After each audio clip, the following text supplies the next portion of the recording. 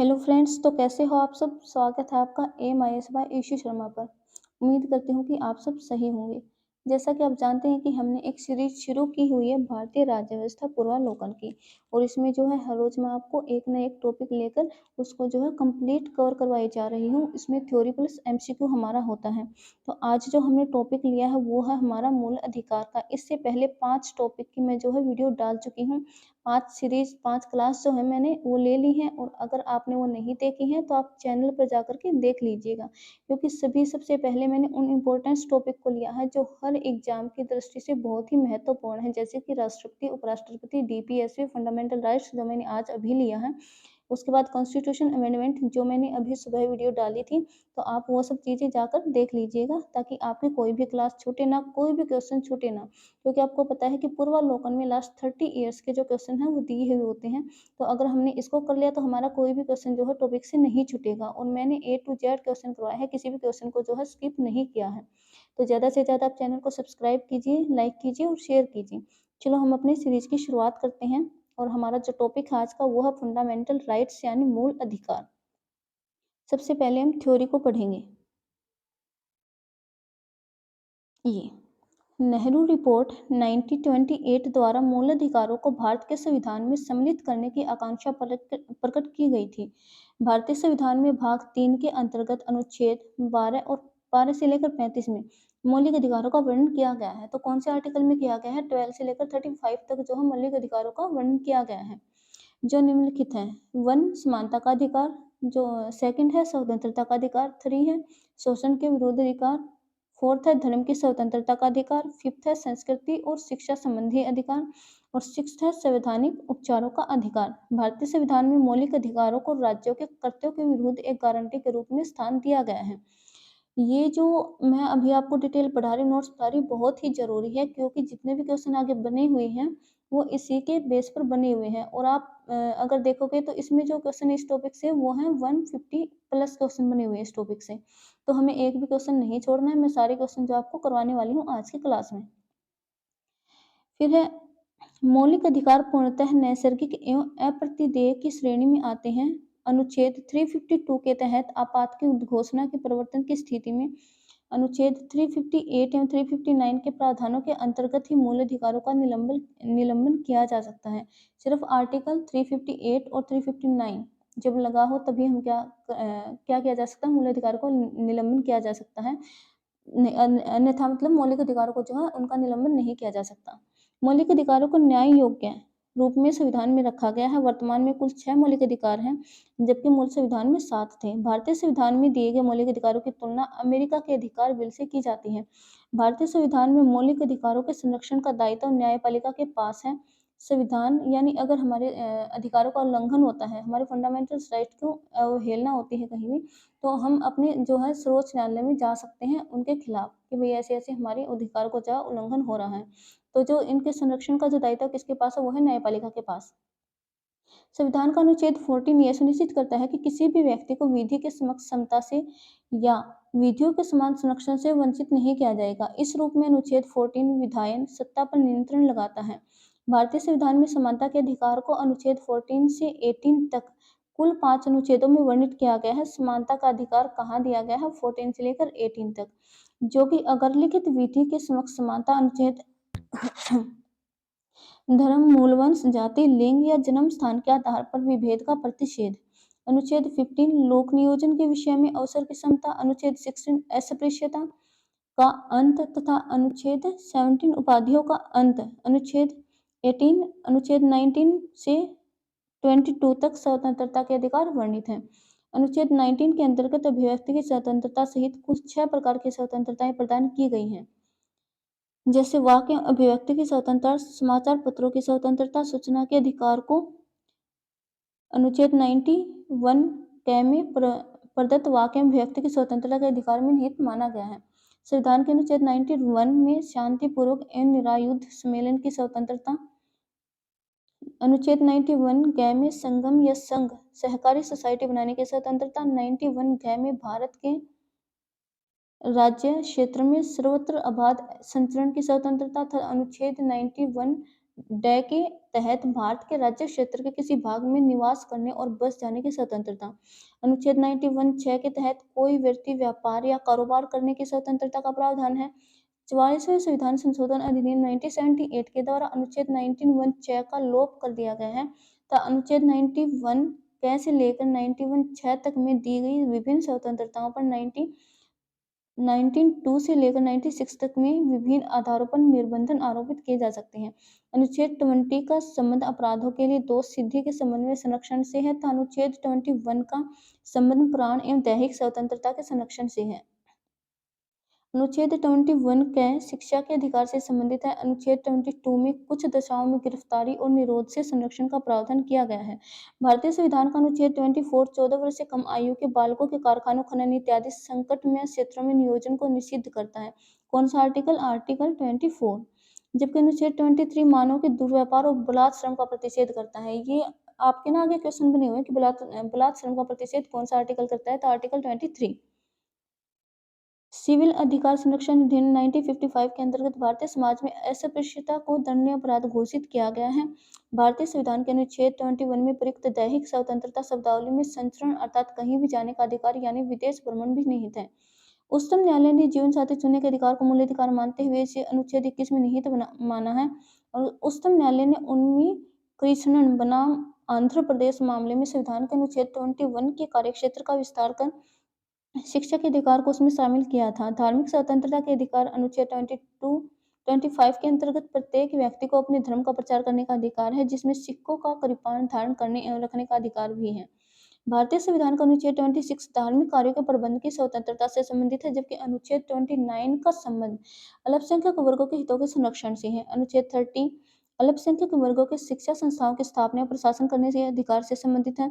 भारतीय संविधान के 44वें संशोधन अधिनियम 1978 द्वारा संपत्ति के अधिकार को मूल अधिकार की श्रेणी से हटाकर अनुच्छेद 300 कै के तहत विधिक अधिकार की श्रेणी में डाल दिया गया है। संपत्ति का अधिकार जो पहले हमारा मूल अधिकार होता था उसको हटा करके डाल दिया गया है 300 कै के तहत।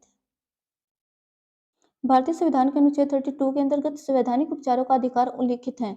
मूल अधिकारों के न्यायिक संरक्षण हेतु अनुच्छेद 32 के अंतर्गत उच्चतम न्यायालय तथा अनुच्छेद 26 के तहत उच्च न्यायालयों को शक्ति प्रदान की गई है। सर्वोच्च न्यायालय तथा उच्च न्यायालय मूल अधिकारों के प्रवर्तन हेतु क्रमशः अनुच्छेद 32 एवं अनुच्छेद 226 के तहत कई प्रकार के विशेष आदेश जारी करते हैं, जिन्हें प्रादेश या रीट कहा जाता है। अब आ जाएंगे अपने क्वेश्चन, थोड़ी सी और डिटेल देख लेते हैं। देखो ये बहुत इंपॉर्टेंट है, बंदी प्रत्यक्षीकरण, परमादेश, प्रतिषेध, ये सब क्या होते हैं, ये आगे क्वेश्चन बने हुए हैं हर एक से। तो हमारा बंदी प्रत्यक्षीकरण क्या होता है? इसके द्वारा न्यायालय किसी गिरफ्तार व्यक्ति को न्यायालय के सामने प्रस्तुत करने का आदेश देता है। यदि गिरफ्तारी का तरीका या कारण गैर कानूनी या असंतोषजनक हो तो न्यायालय बंदी को छोड़ने का आदेश दे सकता है। परमादेश क्या होता है? यह आदेश तब जारी किया जाता है जब न्यायालय को लगता है कि कोई सार्वजनिक पदाधिकारी अपने कानूनी और संवैधानिक दायित्वों का पालन नहीं कर रहा है और इससे किसी व्यक्ति का मौलिक अधिकार प्रभावित हो रहा है, तब क्या किया जाता है? परमादेश को जारी किया जाता है। फिर प्रतिषेध, जब कोई निचली अदालत अपने अधिकार क्षेत्र का अतिक्रमण करके किसी मुद्दे की सुनवाई करती है तो ऊपर की अदालतें उसे ऐसा करने से रोकने के लिए प्रतिषेध आदेश जारी करती हैं। अधिकार परीक्षा क्या होता है? जब न्यायालय को लगता है कि कोई ऐसे पद पर नियुक्त हो गया है जिस पर उसका कोई कानूनी हक नहीं है, तब न्यायालय अधिकार परीक्षा आदेश के द्वारा उसे उस पद पर कार्य करने से रोक सकती है। उत्प्रेषण, जब कोई निचली अदालत या सरकारी अधिकारी बिना अधिकार के कोई कार्य करता है तो न्यायालय उसके समक्ष विचाराधीन मामले को उससे लेकर उत्प्रेषण द्वारा उसे ऊपर की अदालत या अधिकारी को हस्तांतरित कर देता है। संविधान के अनुच्छेद 352 के तहत युद्ध या ब्राह्मण आक्रमण के कारण राष्ट्रपति द्वारा आपातकाल की घोषणा किए जाने पर अनुच्छेद 358 के तहत अनुच्छेद 19 में वर्णित मूल अधिकार स्वतः ही निलंबित हो जाते हैं। ये हमने पहले ही देखा है अनुच्छेद 20 और 21 को छोड़कर।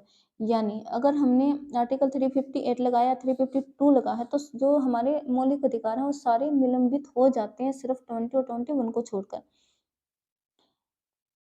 44वें संशोधन के पश्चात अनुच्छेद 20 एवं 21 के अंतर्गत प्राप्त मूल अधिकारों को निलंबित नहीं किया जा सकता।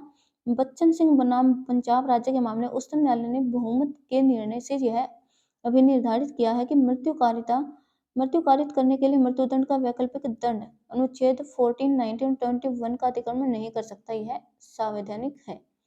तो फर्स्ट क्वेश्चन है हमारा। अब क्वेश्चन पे चलते हैं। निम्नलिखित में कौन सा कारक किसी उदार लोकतंत्र में स्वतंत्रता की सर्वोत्तम सुरक्षा को नियमित करता है? तो कौन करता है? एक प्रतिबद्ध न्यायपालिका, शक्तियों का केंद्रीकरण, निर्वाचित सरकार, या फिर शक्तियों का पृथक्करण। 2021 में ये आया हुआ क्वेश्चन है, ये आईएएस में। तो इसका हमारा आंसर रहेगा शक्तियों का पृथक्करण। डिटेल भी दिखा देती हूँ मैं आप लोगों को, ठीक है। ये रहा, देखो। एक प्रतिबद्ध न्यायपालिका से तात्पर्य है कि जब न्यायपालिका सरकार अथवा सत्तारूढ़ दल की बहुमत दल प्राप्त की है तो नीतियों के संदर्भ में प्रतिबद्ध हो, अतः ऐसी न्यायपालिका सरकार की नीतियों के विरुद्ध जाकर नागरिकों, विशेषकर मत भिन्नता रखने वाले लोगों की स्वतंत्रता की सुरक्षा नहीं कर सकती। सेकंड क्वेश्चन है, निम्नलिखित में से कौन सा एक सही है, ये बताना है। भारतीय संविधान में मूल अधिकारों को शामिल करने के लिए नेहरू रिपोर्ट 1928 ने समर्थन किया था। बिल्कुल सही है, नेहरू रिपोर्ट ने तो समर्थन किया था इनका मूल अधिकारों का। तो इसका आंसर हमारा आ जाएगा A2 का ए। थर्ड क्वेश्चन है, निम्नलिखित में से किस व्यक्ति ने मूल अधिकारों को हमारे लोगों के लिए एक प्रतिज्ञा या सभ्य विषयों के साथ किया गया समझौता कहा है? तो एक इन्होंने कहा था, डॉक्टर एस राधाकृष्णन।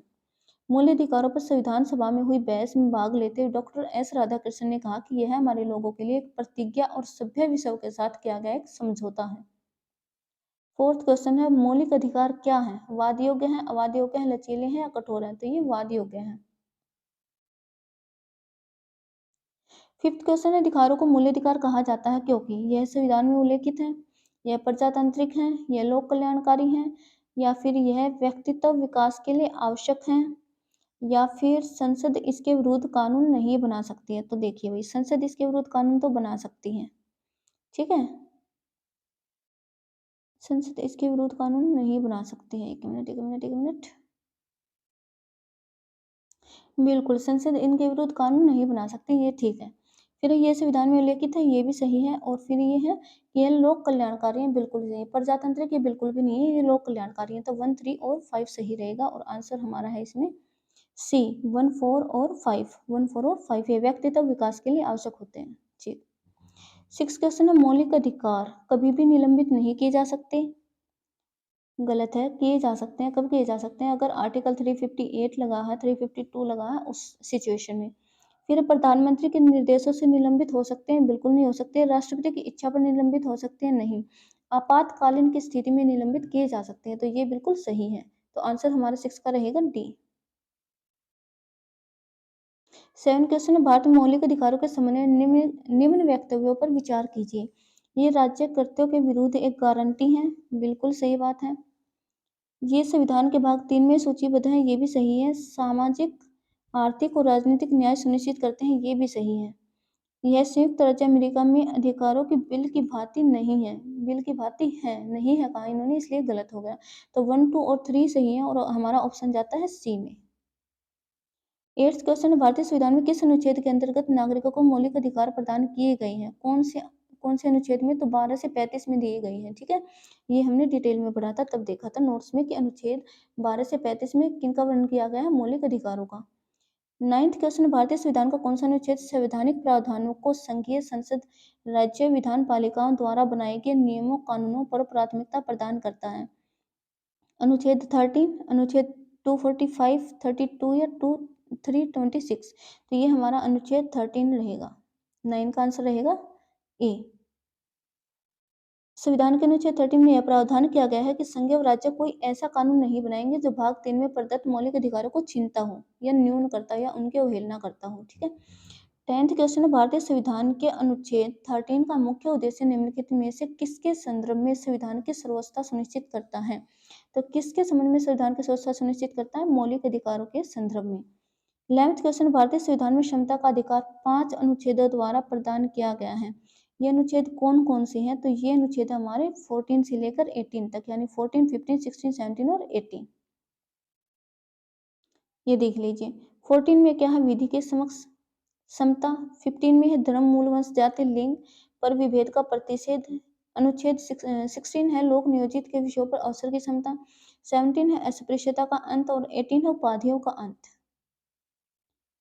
12 है समानता का अधिकार। संविधान के निम्न अनुच्छेदों में से किन के अंतर्गत किया गया है समानता का अधिकार? तो ये है हमारा अनुच्छेद 15, एक मिनट, अनुच्छेद 15 में तो है ही है, 14 भी आएगा और इसमें आ जाएगा 16 भी, यानी 14 से 18 है ना, तो इसमें 13 नहीं आएगा क्योंकि 14 से पहले आ गया, तो 14, 15 और 16, 17 और 18, ऐसे 14 से लेकर 18 तक दिया हुआ है, तो हमारा 14, 15 और 16 रहेगा, यानी कि C 2, 3, 4। भारतीय संविधान के निम्नलिखित अनुच्छेदों में से कौन विधायन सत्ता पर पूर्ण नियंत्रण लगाता है? कौन लगाता है? अनुच्छेद 14 लगाता है। निम्नलिखित में से भारत के संविधान का कौन सा अनुच्छेद कानून के समक्ष समानता से संबंधित है? कानून के समक्ष समानता, तो ये है हमारा अनुच्छेद 14। संविधान के किस अनुच्छेद में कानून का समान संरक्षण प्रावधानित है? अनुच्छेद 14 में कानून को लागू करने के मामले में कोई विधान जो किसी कार्यपालक अथवा प्रशासनिक अधिकारों को अधिनिर्देशित एवं अनियंत्रित विवेकाधिकार देता है। भारत के संविधान के निम्नलिखित अनुच्छेदों में से किसका उल्लंघन करता है? तो अनुच्छेद 14 का उल्लंघन करेगा। 17 क्वेश्चन है, डिटेल देख लेते हैं एक बार इसकी थोड़ी सी। संविधान के अनुच्छेद 14 के अनुसार राज्य भारत के राज्य क्षेत्र में किसी व्यक्ति को किसी विधि के समक्ष समता या विधियों के समान संरक्षण से वंचित नहीं करेगा। यह विधि के शासन का मूल तत्व है, जिसका तात्पर्य है कि सभी के लिए एक कानून और सभी के लिए न्याय तंत्र। अतः कानून को लागू करने के मामले में कोई विधान जो किसी कार्यपालक अथवा प्रशासनिक अधिकारी को अधिनिर्देशित एवं अनियंत्रित विवेकाधिकार देता है, तो इस संविधान के अनुच्छेद 14 का क्या है? उल्लंघन करेगा। 17 क्वेश्चन है, विधि का नियम या कानून अधिराज्य का मतलब क्या है? विधि का नियम या कानून अधिराज्य का मतलब क्या है? सभी के लिए कानून और सभी के लिए न्यायतंत्र, बिल्कुल यही मतलब है भाई विधि का नियम और कानून का, सभी के लिए कानून और सभी के लिए न्यायतंत्र। 18 क्वेश्चन है, धर्म आदि के आधार पर विभेद का प्रतिषेध एक मूल अधिकार है जिसे इसके अधीन वर्गीकृत किया जाएगा। किसके अधीन वर्गीकृत किया जाएगा? समता के अधिकार के अधीन। 19 क्वेश्चन, मद्रास राज्य बनाम दोराय राजन 1951 के मुकदमे में भारतीय सर्वोच्च न्यायालय के निर्णय के परिणाम स्वरूप निम्नलिखित में से किस मौलिक अधिकार को संशोधित किया गया है? विधि के समक्ष समानता के अधिकार को, भेदभाव के विरुद्ध अधिकार को, या फिर अस्पृश्यता के विरुद्ध अधिकार को, या फिर विचार एवं अभिव्यक्ति की स्वतंत्रता के अधिकार को। तो ये किया गया था हमारा भेदभाव के विरुद्ध अधिकार को, बी ऑप्शन में, ठीक है। हाँ, 20 है, संविधान के किस अनुच्छेद के अंतर्गत शिक्षण संस्थाओं में, जिसमें गैर सरकारी और गैर अनुदान प्राप्त भी सम्मिलित हैं, अन्य पिछड़ा अनुसूचित जाति और अनुसूचित जनजाति हेतु आरक्षण की सुविधा प्रदान की गई है? कौन से अनुच्छेद में ऐसा कहा गया है? तो ये कहा गया है 15(5) में, यानी कि ऑप्शन बी। 21 क्वेश्चन है, संविधान के किस अनुच्छेद के अनुसार ओबीसी को आरक्षण के प्रावधान किए गए हैं? तो अनुच्छेद 15(4) से 16(4) तक। भारतीय संविधान के निम्नांकित अनुच्छेदों में से कौन सा एक लोक नियोजन के विषय में भारत के सभी नागरिकों को अवसर की समानता की प्रत्याभूति प्रदान करता है?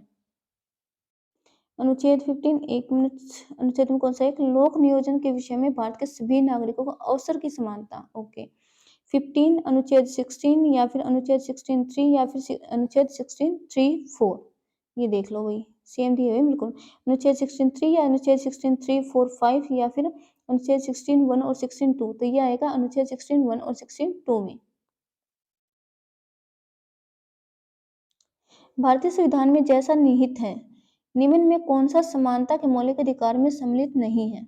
कौन सम्मिलित नहीं है समानता के अधिकार में? तो आर्थिक समानता मौलिक अधिकारों में सम्मिलित नहीं है। कथन दिया गया है और कारण दिया गया है। 24वां क्वेश्चन है, सामाजिक, आर्थिक और राजनीतिक क्षेत्रों में समान आधार निर्मित करने के उद्देश्य से राज्य असमान लोगों के लिए भिन्न व्यवहार कर सकता है।